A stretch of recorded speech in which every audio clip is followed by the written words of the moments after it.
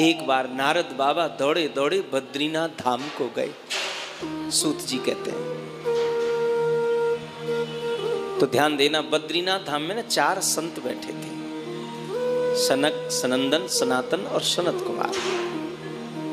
चारों महात्माओं को यदि दूर से देखें तो देखने में ऐसे लगते हैं जैसे कोई 10-10, 5-5 बरस के बालक बैठे हों, पर साहब इनकी उम्र है बहुत लंबी, 50,000 साल की। 50,000 साल। इतनी लंबी उम्र के पहुंचे हुए इन महापुरुषों ने जब नारद जी को अपनी ओर आते देखा तो अपना आसन छोड़ करके खड़े हो गए। आइए महाराज, बड़ी कृपा करिए आप, लेकिन आप उदास। सनत कुमारों ने कहा, नारद जी आप और उदास? कथम ब्रह्मन दीन मुख कुतश्चिंतातुरो भवान। हे महाराज देवर्षि नारद, कथम ब्रह्मन दीन मुख कुतश्चिंतातुरो भवान त्वरितम गम्यते कुत्रः कुतश्चागमनम तव। नारद जी कहां से आ रहे हैं आज और कहां जा रहे हो इतनी फुर्ती में महाराज? पर एक बात कहें बाबा, आज आप बहुत उदास दिख रहे हो। आप कभी उदास देखे नहीं महाराज, पहली बार आपको उदास देखा। आपके चेहरे को देखकर तो रोने वाले लोग भी हंसने लग जाते महाराज, आप स्वयं उदास हैं, क्यों?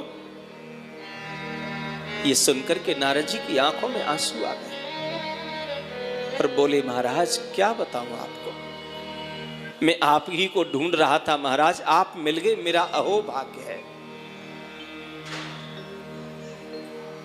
अहम तु पृथ्वी यातो ज्ञात्वा सर्वोत्तमामिति। नारद जी कहते, महाराज मैंने इस पृथ्वी को सबसे श्रेष्ठ समझा।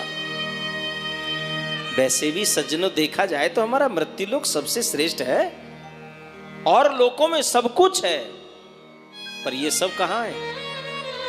वहां जाकर के ठीक है आपने कोई अच्छे कर्म किए हो, हम कहते हैं आपको स्वर्ग मिले, हाँ स्वर्ग मिले, और स्वर्ग से ज्यादा इच्छा है भी नहीं हमारी तुम्हारी सबकी।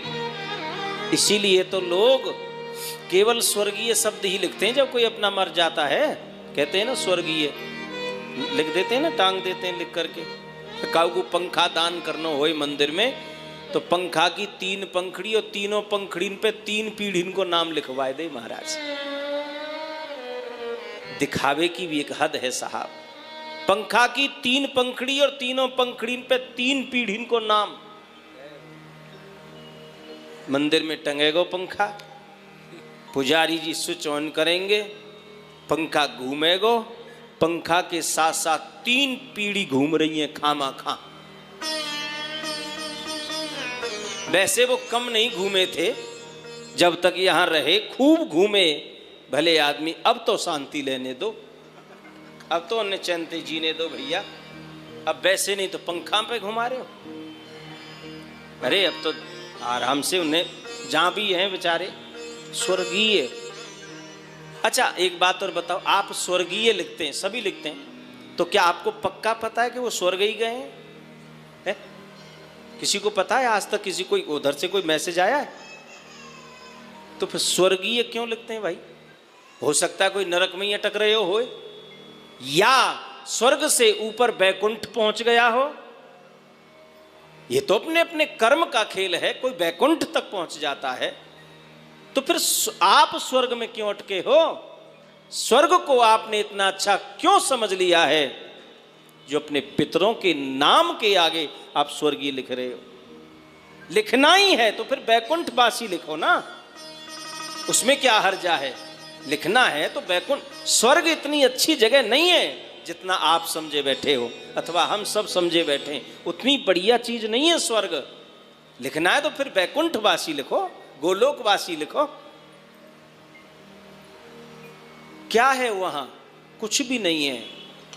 मानव जीवन पाकर के जो भी आपने अच्छा कर्म किया है उसका सुख भोगने के लिए स्वर्ग जा रहे हैं, बस ऐसे समझ लो। आपको काऊ ने 5 स्टार होटल में दावत दे दी हो, बस इतना है वहां।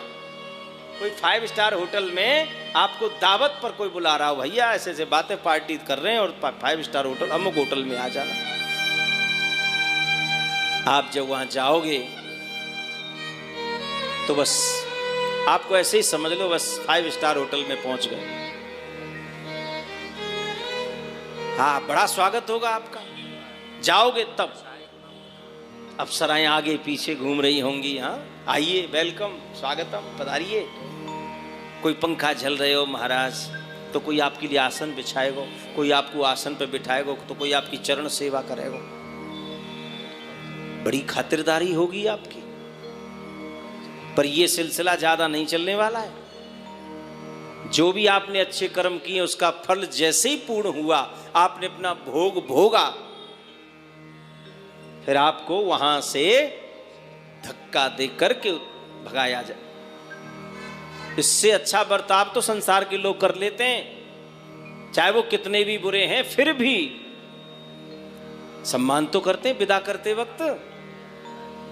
अपना जब कोई आता है शादी पार्टी में, जहां भी हम बुलाते हैं तो बाद में सम्मान से ही तो विदा करते हैं। अब कोई मान सम्मान वालों है, बहन बेटी आई, दामाद बाबू आए, तो उनको भैया पहनावो, लो महाराज ये कपड़े आपके, और देखो ये मिठाई को डिब्बा, कृपा रखिए, और देखो जल्दी आई हो महाराज। है कितने सम्मान से लोग विदा कर रहे हैं। स्वागत भी किया और जब जा रहे तो सम्मान भी किया। वहां जाते हो तब सम्मान होता है, पर जैसे ही आपके कर्म का भोग पूरा हुआ फिर आपको सम्मान से विदा नहीं किया जाएगा वहां से। महापुरुषों ने यहां तक लिख दिया है, कर्म का भोग भोगने के बाद फिर आपको सम्मान से विदा नहीं, आपको लात मार करके धक्का दे करके वहां से गिराया जाता है, और यह जीव ऊपर से आकर के फिर किसी मां के गर्भ में गिरता है, फिर जन्मता है, फिर मरता है, फिर जन्मता है, फिर मरता है। पुनरपि जननम पुनरपि मरणम पुनरपि जननी जठरे शयनम, ये क्रम खत्म नहीं होता। हम लोग बस इसी में मस्त हैं। इतनी सी है स्वर्ग की यात्रा। तो ये सब वहां नहीं है। आप वहां जाके सोचो चलो कथा सुनाऊं, अधिक मास चल लो, वहां कथा होती नहीं है। वहां कोई व्यास जी है ही नहीं, वहां कोई व्यास नहीं मिलेगा तुम्हें। यहाँ तो कथावाचकन के खूब मेले लगे महाराज, लेकिन वहां एक ना है, एक व्यास मिल जाए गारंटी। आप मन में भाव आयो चलो मंदिर है, मंदिर वहां होता ही नहीं है, कुछ नहीं है वहां। न मंदिर है, न सत्संग है, न कथा, न कीर्तन, न भजन, न पूजा, न पाठ। आप माला लेके बैठ भी गए, सोचने लगे संस्कार है कि चलो भजन, वहां कोई करने ही नहीं देगा। अरे साहब काय को चक्कर में पड़े, छोड़ो ये सब है, आराम से आसन पे बैठो महाराज, तुम तो मजे करो। और आदमी जब सुख सुविधा में आ जाता है ना तो प्रमादी हो जाता है, आलसी हो जाता है, पुरुषार्थ उससे छूट जाता है, परमार्थ उससे छूट जाता है। ये चीजें ही ऐसी है महाराज, है?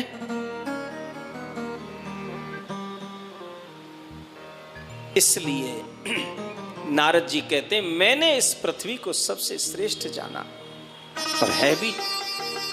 यही जानकर के मैं मृत्यु लोक में आया महाराज। कुरुक्षेत्र, हरिक्षेत्र, सेतवंद, रामेश्वर, गया, जगन्नाथ, बद्रीनाथ, केदारनाथ, अरे कितने नाथ और सवरे धाम घूमा महाराज। पर मैं सत्य कहता हूं भगवान, ना पत्रम कुत्रच्छ चर्मा मनः संतोष कारकम। मुझे कहीं शांति नहीं मिली महाराज, मुझे कहीं भी संतोष नहीं मिला। और आपसे क्या बताऊं भगवान, जब पूरी दुनिया के तीर्थों में घूमते घूमते मैं श्रीधाम वृंदावन पहुंचा तो वहां तो मैंने आश्चर्य देखा। क्या देखा? तत्राश्चर्यं मया दृष्टं श्रूयतां तन मुनीश्वरा।